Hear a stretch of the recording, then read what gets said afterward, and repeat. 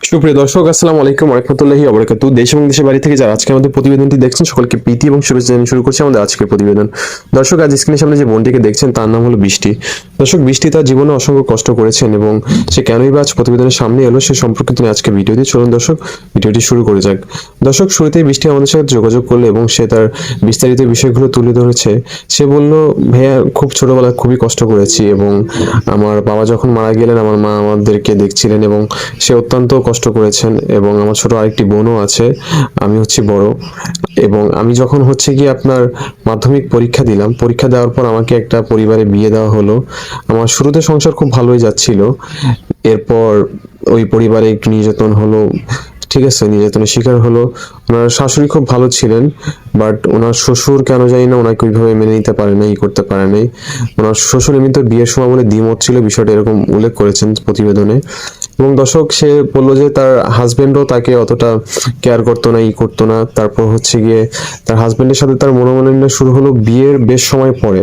Like আমি যখন তাকে আস্ক করলাম যে কেমন সময় পরে আপনাদের সম্পর্কটা অবনতি হলো, তখন সে বললো যে ভাইয়া 7 মাস থেকে 6 মাস এরকম একটা সময় ব্যবধানে একটা আমাদের ভিতরে একটু মনোমালিন্য হলো এবং হচ্ছে তখন মানে সে হচ্ছে নেশাগ্রস্ত হয়ে গেছিল, যেটা বললো আর কি। সে নেশা করতো, সে যখন বাধা দিত মানে বৃষ্টি, তখন হচ্ছে গিয়ে তার গায়ে হাত তুলতো, অত্যাচার করতো, অনেক বাজে ব্যবহার করতো দর্শক। পরে বৃষ্টিকে যখন এরকম ব্যবহার করতো তার সাথে, পরে বৃষ্টি তার মায়ের বাড়িতে আসতো এবং এখানে তাকে এখানেও নির্যাতন করতো এবং সে শ্বশুর বাড়ি থাকলে ওইখানেও তার স্বামী নির্যাতন করতো। একটা সময় এত টর্চার অত্যাচার সহ্য না করতে পেরে তার বিয়ের 8 থেকে 9 মাসের মাথায় তাদের ভিতর ডিভোর্স হয়ে যায়। এবং ডিভোর্স হয়ে যাওয়ার পর এখন বৃষ্টি তার মায়ের এখানেই ছিলেন, বৃষ্টি নিজে পার্সোনালি জব করতেছিলেন। জব করার পর সে আমাদের প্রতিবেদন আমাদের দেখলেন এবং আমাদের সাথে যোগাযোগ করলেন। তারপর তার ব্যাপারে যে বিস্তারিতগুলো জানলাম। সে এখন, আমি তাকে বললাম যে বোন, আপনি কি করতে চাচ্ছেন বর্তমানে, আপনার কি ইচ্ছে আছে? সে বললো যে ভাই আমি বিয়ে করতে চাই, যদি এরকম কোনো ভালো পরিবারের সন্ধান বা ভালো থাকে। একবার যেহেতু এরকম হয়েছে, এখন জীবন তো একা চলা যায় না, কাকু নিয়ে অবশ্যই চলতে হবে, সামনে চললেও। তো আপনাদের প্রতিবেদন দেখি ভালো লাগে ভাইয়া, বাট আপনার সাথে যোগাযোগ করা হয়নি। সেভাবে উল্লেখ করেছে যে ভালো লেগেছে। তখন সে বলল যে আপনাকে চাচ্ছিলাম ভাইয়া যে আপনি কিছু একটা করেন। তখন বললাম যে বোন, আপনার ব্যাপারে আমাকে আরেকটু বিস্তারিত জানতে হবে। তখন তার ফ্যামিলিতে তার মা আছেন, একটু ডিটেলসে কথাবার্তা বলে এবং তাদেরও সম্মতি আছে যে তার মেয়ে যেটা করতে চায় সেটাই তারা মানে ভালো যেটা মনে করে সেটাই করুক। তো দর্শক, যেটা বোঝা গেল যে বৃষ্টি এই মুহূর্তে বিবাহ করতে চাচ্ছে, সে বিয়ে করতে ইচ্ছুক আছে এবং যদি ভালো কোনো যদি ভালো ঘরের ছেলে থাকে সে অবশ্যই বিয়ে করবে, সেটা দেশে হোক, বিদেশে হোক, প্রবাসে হোক, হোয়াটএভার, সেটা কোনো ফ্যাক্ট না। ভালো মন মানসিকতা নিয়ে তার লাইফে আসতে হবে, বিকজ সে একবার তো অনেক বড় একটা সমস্যার বা দেখা যায় একটা কষ্টের শিকার হয়েছে। সো এখন সে ওই কষ্টটা পেতে চায় না। অনেক কান্নাও করেছিল, সেটা অনেক কিছু আপনাদের সাথে মিসিং গেল, উল্লেখ করতে পারিনি, এর জন্য আন্তরিকভাবে দুঃখিত।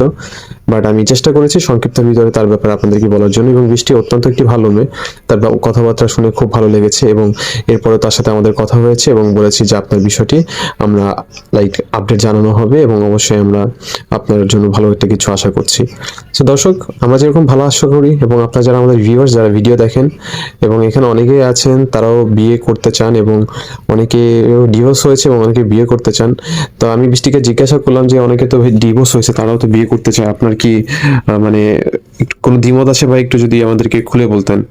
তখন বলছে, ভাইয়া আমার পার্সোনালি সমস্যা হবে না, বাট আমি চাই যে অবিবাহিত হলে একটু ভালো হয়, সেটা উল্লেখ করেছে।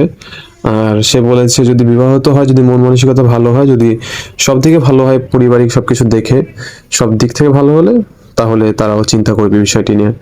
সো অবশ্যই আপনার ব্যাপারে একটু ডিসক্রিপশনে জানাবেন, একটু কমেন্ট বক্সে জানাবেন আপনি কোথা থেকে দেখছেন এবং আপনার হোয়াটসঅ্যাপ নাম্বারটি দিয়ে রাখবেন, আমাদের টিম আপনাদের সাথে যোগাযোগ করবে এবং অবশ্যই আপনার ডিটেলসে আপনার ব্যাপারে একটু জানবে। অনেকে মিস্টেক করেন যে ভাইয়া যোগাযোগ করব কিভাবে, আমি তার সাথে যোগাযোগ করতে চাই। ভাই আমরা কমেন্ট থেকে সিলেকশন করে এখান থেকে তারপর কন্ট্যাক্টে যোগাযোগ করে তারপর হচ্ছে আপনার সাথে কথা বলে আপনার ডিটেলসে জেনে এরপর হচ্ছে বৃষ্টির সাথে আপনার একটা কনভার্সন করাই দিই। আর আপনি যদি চান যে বৃষ্টির সাথে ডিরেক্ট ডাইরেক্ট কনভার্সন করতে এটা পসিবল না, বিকজ ফার্স্টে মানে আপনার হচ্ছে আমি তাকে উল্লেখ করেছিলাম যদি ওনার নাম্বারটা দিতে চাই আমি দিয়ে দিতাম, বাট বৃষ্টি বলেছে ওনার নাম্বারটা এখানে দিবে না প্রতিবেদনে। তো যে কারণে আপনাকে হচ্ছে আগে আমাদের সাথে কনভার্সন করতে হবে, এরপর হচ্ছে আপনার ব্যাপারে যদি ভালো ঠিকঠাক মনে হয়, যেটা বৃষ্টি উল্লেখ করেছে ভাই আপনার কাছে ঠিক মনে হলে, আপনারা তো এই বিষয়ে ভালো জানেন, তো আপনাদের কাছে ঠিক মনে হলে আমরা সামনে আগাবো। তো বিষয়টা ওইভাবেই যাবে, আশা করি বুঝতে পেরেছেন। তো দর্শক আজকের প্রতিবেদনটি আপনাদের কেমন লেগেছে জানি না, বাট চেষ্টা করেছি তার ব্যাপারে বিস্তারিত যতটুকু পারতাম আপনাদেরকে সামনে তুলে ধরার জন্য। সো আশা করি তার ব্যাপারে অনেক কিছুই জানতে পেরেছেন, এবং কোনো কোশ্চেন থাকলে কমেন্টে আস্ক করবেন, বা আপনার একটু ডিটেলসটা দিয়ে রাখবেন, নাম, কোথা থেকে দেখছেন এবং নাম্বারটি, অবশ্যই আপনার সাথে দ্রুত যোগাযোগ করা হবে। সো দর্শক ভালো থাকবেন, আশা করি আজকের ভিডিওটি ভালো লেগেছে। আর যদি কারো কোনো প্রশ্ন থাকে কিছু থাকে অবশ্যই কমেন্টে করবেন। অ্যান্ড ডিসক্রিপশনে আগে আমাদের ডিটেলস দিয়ে রাখতাম, বাট ডিসক্রিপশনে দিচ্ছি না, বিকজ আপনারা প্রচুর পরিমাণে হচ্ছে আর কি কন্টেন্ট মানে করে থাকেন, তো দেখা যাচ্ছে ওইভাবে একটু আর কি হয়ে যাচ্ছে। সো অবশ্যই আপনার বায়োডাটাটি একটু কমেন্টে দিবেন। সবাই ভালো থাকবেন, আজকের ভিডিওটি এখানেই শেষ করছি। ফিয়ামানিল্লাহ, আসসালামু আলাইকুম ওয়া রাহমাতুল্লাহি ওয়া বারাকাতুহু।